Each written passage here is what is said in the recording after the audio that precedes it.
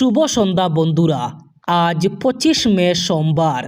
আজকের সন্ধ্যার বরাক তথা সমগ্র আসামের গুরুত্বপূর্ণ খবরগুলি হল: অসম বিধানসভায় উত্থাপিত হল ইউসিসি বিল।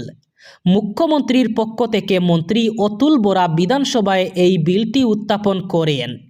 হিমন্ত বিশ্ব শর্মার দ্বিতীয় কার্যকালের প্রথম মন্ত্রিসভা বৈঠকেই ইউসিসির খসড়ায় অনুমোদন দেওয়া হয়েছিল।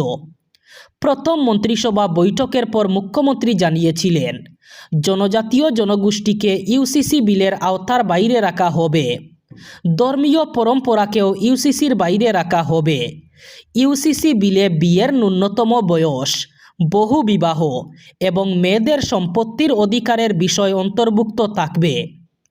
বিরোধীদের ইউসিসির বিরোধিতা নিয়ে একাধিক বিধায়ক কড়া সমালোচনা করেন। বিধায়ক কমলাক্ষ দে পুরকায়স্থ বলেন, কংগ্রেস কখনো সংবিধান মানে, কখনো মানে না। কংগ্রেসের সংবিধানকে সম্মান করা উচিত। ইউসিসি কার্যকর হলে ঐক্যবোধ গড়ে উঠবে। ইউসিসি আনা মুখ্যমন্ত্রীর যুগান্তকারী সিদ্ধান্ত। মাত্র 11 দিনের ব্যবধানে চতুর্থবার বাড়ল জ্বালানির দাম। আজ আবার বেড়েছে পেট্রোল ডিজেলের দাম। সাধারণ মানুষের পক্ষে টান মেরে আরও একবার আকাশ ছোঁয়া হলো জ্বালানির দাম। 25 মে সোমবার সকালে ঘুম থেকে উঠেই আবার একবার দুঃসংবাদের মুখোমুখি আম জনতা। বিশ্বব্যাপী এবং অভ্যন্তরীণ জ্বালানি সংকটের অজুহাতে গত 2 সপ্তাহের মধ্যে এ নিয়ে চতুর্থবার বাড়ানো হলো পেট্রোল ডিজেলের দাম। এই লাগামহীন মূল্যবৃদ্ধির ফলে বাজারে নিত্য প্রয়োজনীয় জিনিসের দাম আরও বাড়ার আশঙ্কা তৈরি হয়েছে। সোমবার সকাল থেকেই পেট্রোল পাম্পগুলোতে নতুন সংশোধিত বর্ধিত মূল্য কার্যকর করা হয়েছে। পেট্রোলের দাম লিটার প্রতি 2 টাকা 61 পয়সা বেড়েছে এবং ডিজেল লিটার প্রতি 2 টাকা 71 পয়সা বেড়েছে। মাত্র 11 দিনের ব্যবধানে পরপর 4 বার মূল্যবৃদ্ধির জেরে চলতি মাসের শুরুর তুলনায় নাগরিকদের এখন প্রতি লিটার জ্বালানির জন্য প্রায় 8 টাকা অতিরিক্ত গুনতে হচ্ছে। অরুণোদয় প্রকল্প নিয়ে এসে গেল বড় খবর। নতুন নিয়মে এবার অরুণোদয় প্রকল্পে অন্তর্ভুক্ত করা হবে হিতাধিকারীদের নাম। এবার হিতাধিকারীদের ঘরে ঘরে গিয়ে করা হবে ভেরিফিকেশন। বাদ পড়া দরিদ্র, বিধবা, অবিবাহিত মহিলা অথবা দিব্যাঙ্গ হিতাধিকারীকে নতুন করে অন্তর্ভুক্ত করা হবে। এবার অরুণোদয় তালিকায় করা হতে পারে বিরাট পরিবর্তন। অরুণোদয় হিতাধিকারীদের নিয়ে চলবে সমীক্ষা। হিতাধিকারীদের ঘরে ঘরে গিয়ে পূরণ করা হবে ভেরিফিকেশন। আর্থিক অবস্থার উন্নতি হলে কর্তন করা হবে অরুণোদয় প্রকল্পের নাম। অরুণোদয় প্রকল্প পাওয়া পরিবারের কোনো সদস্যের যদি সরকারি চাকরি হয়ে থাকে তাহলে ওই ব্যক্তির অরুণোদয় বাতিল করা হবে। সেই সাথে বাদ পড়া দরিদ্র, বিধবা, অবিবাহিতা মহিলা অথবা দিব্যাঙ্গ হিতাধিকারীকে নতুনভাবে অন্তর্ভুক্ত করা হবে। হাইলাকান্দি জেলায় আসন্ন জাতীয় জনগণনার প্রথম পর্যায়ের অঙ্গ হিসাবে আগামী 2 থেকে 16 আগস্ট পর্যন্ত মোট 15 দিনের জন্য অনলাইনে স্বগণনা অথবা সেলফ এনুমারেশন পোর্টাল খোলা হবে। এই প্রক্রিয়ায় নাগরিকরা নিজেই নিজেদের বাড়ির তথ্য ইন্টারনেটে আপলোড করতে পারবেন। এর জন্য বাসিন্দাদের প্রথমে ac.census.gov.in ওয়েবসাইটে গিয়ে রাজ্য নির্বাচন ও ক্যাপচা কোড দিতে হবে। এরপর পরিবারের বিবরণ, মোবাইল রেজিস্ট্রেশন, বাসার পছন্দ এবং ওটিপি ভেরিফিকেশনের পর মানচিত্রে বাড়ির সঠিক অবস্থান চিহ্নিত করে তথ্য জমা করতে হবে। চূড়ান্ত সাবমিশনের পর একটি 11 অঙ্কের অনন্য এসি-আইডি তৈরি হবে, যা পরবর্তী বাড়িতে আসা সরকারি গণনাকারীকে দেখিয়ে তথ্য যাচাই করে নিতে হবে। এই জাতীয় কর্মসূচিকে সফল এবং প্রযুক্তি বান্ধব করতে সব সরকারি কর্মকর্তা এবং কর্মচারীদের নির্দিষ্ট সময়ের মধ্যে নিজে থেকে এই স্বগণনা সম্পন্ন করতে সাধারণের কাছে দৃষ্টান্ত স্থাপনের আহ্বান জানানো হয়েছে। আপাতত ধর্মঘট হচ্ছে না স্টেট ব্যাংকের। একাধিক দাবি দেওয়া চলতি মাসে 2 দিনের জন্য ব্যাংক ধর্মঘটের ডাক দিয়েছিল স্টেট ব্যাংক অফ ইন্ডিয়ার কর্মীরা। 25 এবং 26 মে এই 2 দিন ধর্মঘট হওয়ার কথা ছিল।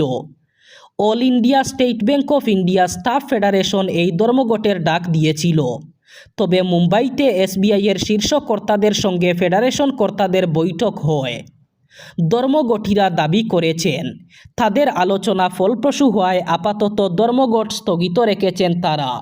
গত কয়েকদিনের টানা বর্ষণে কার্যত বিপর্যস্ত হয়ে পড়েছে শ্রীভূমি শহর।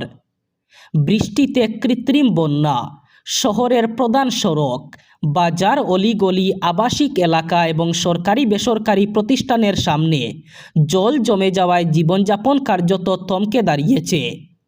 এরই সঙ্গে বেহাল রাস্তা সাধারণ মানুষের দুর্ভোগের কারণ হয়ে দাঁড়িয়েছে। বৃষ্টিতে শহরের বিভিন্ন এলাকায় জমে থাকা জল আরও বাড়তে শুরু করে। Steamerghat road, Brajendra road, Lakshmicharan road, settlement এলাকা, নীলমণি রোড, পূর্ব বাজার, চরবাজার সহ শহরের একাধিক গুরুত্বপূর্ণ এলাকা পুরোপুরি জলের তলায় চলে যায়। শহরের প্রধান বাজার এলাকাতেও জল জমে যায়। দোকানপাটের ভিতরে জল ঢুকে পড়ায় ব্যবসায়ীদের মধ্যে চরম উদ্বেগ দেখা দেয়। উদারবন্দ বিধানসভা কেন্দ্রের অন্তর্গত গোসাইপুর তৃতীয় খণ্ডে মধুরা নদীর ভয়ঙ্কর ভাঙ্গনে চরম আতঙ্কের সৃষ্টি হয়েছে। প্রতিদিনই নদীগর্ভে তলিয়ে যাচ্ছে বসতবাড়ি, ভেঙে পড়ছে বহু মানুষের বছরের পর বছর ধরে গড়ে তোলা স্বপ্ন এবং জীবনযাপন। কয়েকদিনের টানা ভারী বর্ষণের জেরে মধুরা নদীর ভাঙ্গন আরও ভয়ঙ্কর রূপ নিয়েছে। ইতিমধ্যেই এলাকার একাধিক অংশ সম্পূর্ণভাবে নদীগর্ভে বিলীন হয়ে গেছে। ভাঙ্গনের মুখে দাঁড়িয়ে রয়েছে আরও বহু পরিবার।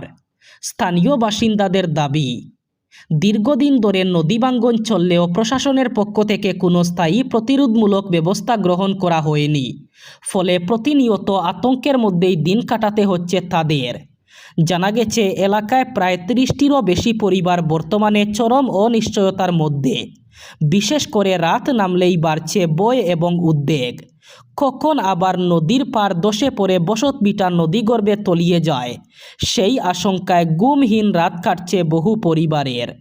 মধ্যপ্রাচ্যের টানটান উত্তেজনার আবহে বড় ঘোষণা করলেন মার্কিন প্রেসিডেন্ট ডোনাল্ড ট্রাম্প। তার দাবি, ইরানের সঙ্গে একটি গুরুত্বপূর্ণ শান্তি চুক্তি নিয়ে সমঝোতা প্রায় চূড়ান্ত পর্যায়ে পৌঁছে গেছে। খুব শীঘ্রই সেই চুক্তির বিস্তারিত প্রকাশ করা হবে বলে জানিয়েছেন তিনি। একই সঙ্গে ট্রাম্প ইঙ্গিত দিয়েছেন, এই চুক্তির অংশ হিসাবেই খুলে দেওয়া হতে পারে বিশ্বের অন্যতম গুরুত্বপূর্ণ জলপথ হরমুজ প্রণালী। এক বিবৃতিতে ট্রাম্প জানান, যুক্তরাষ্ট্র, ইরান এবং সংশ্লিষ্ট একাধিক দেশের মধ্যে শীর্ষ আলোচনার অধিকাংশই ইতিমধ্যে সম্পন্ন হয়েছে। এখন শুধু চূড়ান্ত অনুমোদন এবং আনুষ্ঠানিক সমাপ্তির অপেক্ষা। তার কথায় চুক্তির শেষ পর্যায়ের আলোচনা চলছে, খুব দ্রুতই সব জানানো হবে। তিনি জানিয়েছেন সৌদি আরব, সংযুক্ত আরব আমিরাত, কাতার সহ উপসাগরীয় অঞ্চলের একাধিক দেশের নেতাদের সঙ্গে ইতিবাচক আলোচনা হয়েছে। একের বেশি ব্যাংক অ্যাকাউন্ট থাকলেই দিতে হবে মোটা টাকা জরিমানা, এমনই নিয়ম চালু হতে চলেছে। কড়া নোটিশ জারি করতে চলেছে রিজার্ভ ব্যাঙ্ক অফ ইন্ডিয়া। জানা গেছে এক ব্যক্তির নামে একাধিক অ্যাকাউন্ট থাকলেই এবার জরিমানা দিতে হবে। আসল খবর হলো, কোনো ব্যক্তির নামে যদি একাধিক অ্যাকাউন্ট থাকে এবং তাতে কোনো ভুয়ো লেনদেন ধরা পড়ে, তাহলেই দিতে হতে পারে মোটা টাকা জরিমানা। শুধু একাধিক অ্যাকাউন্ট থাকলেই জরিমানা দিতে নাও হতে পারে।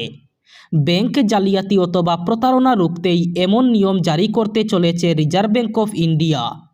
কোনো ব্যক্তির নামে এমন তথ্য পেলেই 10,000 টাকা পর্যন্ত জরিমানা দিতে হতে পারে বলে জানা গেছে। নতুন নির্দেশিকা অনুযায়ী এক ব্যক্তির নামে একাধিক অ্যাকাউন্ট থাকলে সেখানে সমস্ত লেনদেনের হিসাব নিকেশ রাখতে হবে। কোনো ভুয়ো লেনদেন রাখা চলবে না। যাদের সমস্ত লেনদেন বৈধ ও স্বচ্ছ, তাদের কোনো সমস্যার মুখে পড়তে হবে না। তারা একের বেশি অ্যাকাউন্ট রাখলেও কোনো সমস্যা নেই।